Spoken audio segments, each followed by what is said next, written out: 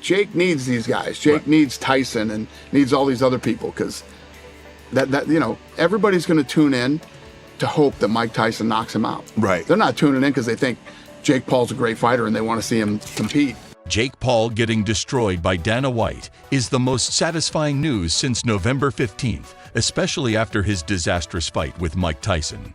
Let's be honest, Dana is the only one with the guts to call it for what it was from the beginning, an absolute mismatch that should never have happened in the boxing world.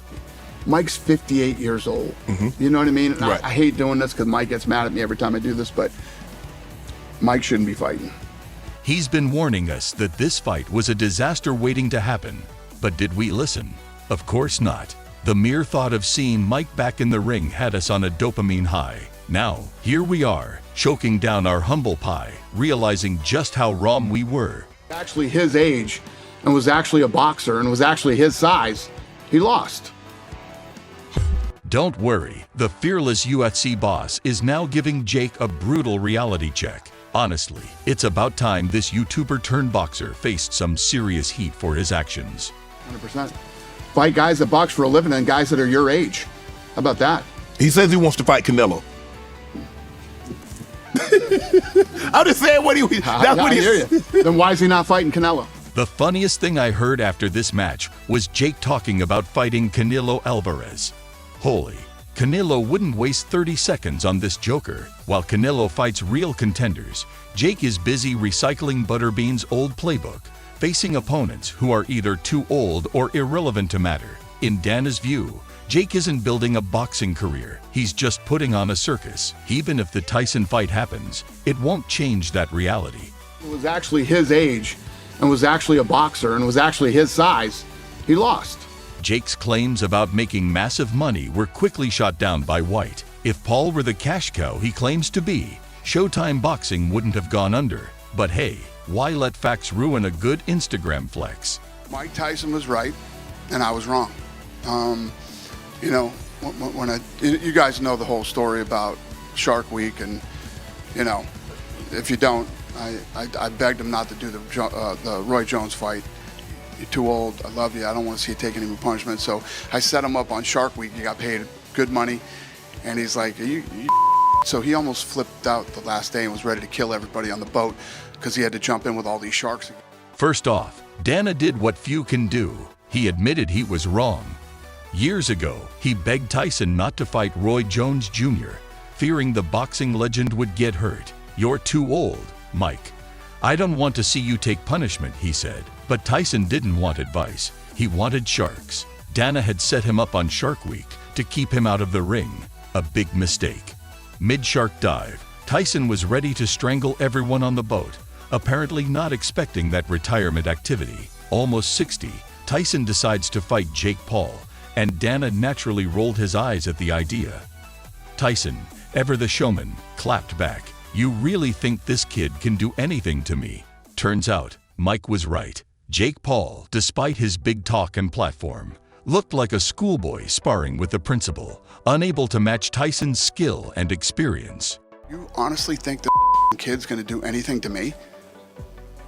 He's not good. He's not going to me out. He's not going to do this. And you saw him. He tripped when he was walking down the thing. He had a hard time walking up the stairs. He had a knee brace on. And Jake Paul couldn't do anything. Mike Tyson could barely walk to the ring. He tripped on his way out, needed a knee brace to climb the stairs, and still managed to make Jake Paul look like an amateur. Dana's words were as cutting as Tyson's jabs.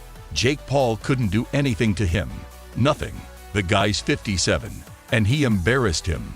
Of course, social media had its fair share of opinions. Some called the fight the greatest con job of all time. Dana, dripping with sarcasm, offered his take. What did you expect? A 60-year-old Mike Tyson to go 12 rounds like it's 1988? Or Jake Paul to suddenly become the next Muhammad Ali? Please. The fight streamed for free on Netflix and became a talking point for fans and critics alike. Dana pointed out the obvious. You stayed home, turned on Netflix, and thought you were about to witness the greatest live sporting event of all time.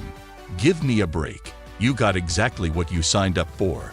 a 57-year-old icon humiliating an influencer who can't punch his way out of a paper bag. That's because Mike gets mad at me every time I do this, but Mike shouldn't be fighting.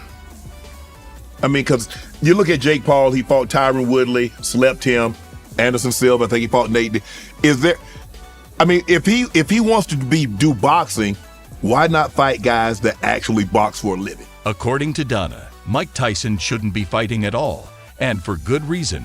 Jake Paul, despite all his antics, has been out here knocking out MMA retirees like Tyron Woodley, Anderson Silva, and Nate Diaz. Sure, these guys are legends, but they aren't boxers. Dana has a genius suggestion. Maybe Jake should fight actual boxers, people who box for a living. Shocking idea, right? Oh, and how about fighting guys his own age? But no, Jake's out here throwing around names like Canelo Alvarez, which is peak comedy. Dana can't even fathom why Jake would bother or why Canelo would waste his time. Let's face it, Canelo would annihilate Jake in 30 seconds and probably make more money fighting real opponents without sacrificing his credibility. So yeah, that fight isn't happening for Jake Paul. The fight was supposed to solidify Jake's status as a serious contender, but instead, it exposed him. Dana didn't hold back, saying the kid's not a boxer. He's a content creator who steps into the ring hoping no one notices he's out of his depth. Tyson played with him, and Jake still couldn't land a decent shot. If that's what Jake calls a fight, maybe he should stick to YouTube. I didn't like that. And Jake Paul couldn't do anything to him. He made a ton of money, and I know people are mad. You stayed home on Saturday night, but you didn't pay for it. You know, Mike, this is what Mike Tyson, when Mike Tyson shows up. Dana White chimed in on the Jake Paul versus Mike Tyson circus, pointing out that Tyson, almost 60, decided to step into the ring with the YouTube kid. Dana thought Jake would get mauled, and Mike was confident, saying, "He's not doing a thing to me." Spoiler alert, Mike was right. Jake couldn't touch him. Sure, Tyson tripped a bit, but he still walked away with a ton of cash, while everyone else stayed home whining about it. Logan Paul, after the fight, people been coming at him. They felt it was disrespectful of him. But he was like, "Mike, I will kill you!" I actually was surprised he said that. I really was. I was like, healthy. Okay, whatever. Let's address Logan Paul. After the fight, he faced backlash for boldly claiming he'd kill Mike Tyson. Bold words, Logan, real bold. Everyone was surprised, including Donna, who just shrugged it off like, well, that's Logan for you. Then there's the ulcer thing. Turns out Tyson almost died from it. He's out here surviving life-threatening conditions, and people still expect him to perform like he's 25. Makes total sense, right? Some conspiracy theorists claim the fight was fixed, but there's footage of Tyson hitting pads before the ulcer, fast and explosive. Post-ulcer though, not so much. He went from beast mode to barely standing. Shocking, right? Who knew almost dying could impact performance? But sure, let's call it a fix because why not? I love Mike Tyson, you know, personally as a friend, and he's one of my favorite athletes of all time. I don't know, let's see what he can go in there and put together a training camp and come in and, you know, I don't like to see guys fighting it. Dana loves Mike Tyson. He's his buddy, favorite athlete, spirit animal, or whatever you want to call it. But even Dana's not a fan of throwing a 60-year-old Tyson into the ring with Jake Paul. A 31-year age gap, totally fair fight, right? Classic combat sports matchmaking. But let's pivot to Netflix, because Dana has thoughts. Apparently, the streaming giant has finally jumped into live sports, and Dana's baffled it took them this long. Now, here's where Dana starts connecting dots no one asked for. You can watch Reacher on demand anytime. It's magical, but live sports. Oh no, you had to watch that fight live, because God forbid you missed Jake Paul awkwardly jabbing at a guy old enough to get senior discounts. Dana's not impressed with how Netflix handled it. A 31-year age difference during that fight. Just, you guys know what I think of that stuff. Dana believes live events are the future, and as streaming platforms grow, they'll have no choice but to dive into live sports. Bold prediction, Dana. Truly groundbreaking stuff. Then, of course, there's the subtle humble brag, because what's a Dana White interview without one? He casually mentions his own TV deal coming up, As if we didn't already know, he's about to talk to everyone. Netflix, Amazon, maybe even the Weather Channel. If there's a platform out there, Dan is sliding into their inbox. Why? Because live sports, of course. He's not about to let anyone forget that he's the mastermind behind making live fights must-see TV. Canelo can fight real guys and keep his credibility intact and still make that kind of money. You know what I mean? Jake needs these guys. Jake needs Tyson and needs all these other people because everybody's going to tune in. Jake Paul needs the circus. He needs the Tyson of the world, the over-the-hill legends that everyone tunes in to watch, hoping they'll knock him out. People aren't buying pay-per-views because they think Jake's a future champ. They just want to see someone shut him up. Dana compares Jake to Butterbean, the guy who fought nobodies until the gimmick got old. Same playbook. If Jake ever gets legitimately beaten, Dana predicts the whole act will crumble and the novelty will disappear faster than Jake's boxing credentials. So here's the deal. Jake Paul is a marketing genius who doesn't want to fight real boxers. Mike Tyson should probably just stay retired. And Dana White, he's just here shaking his head at the absurdity of it all. Classic. Mike Tyson people would talk to.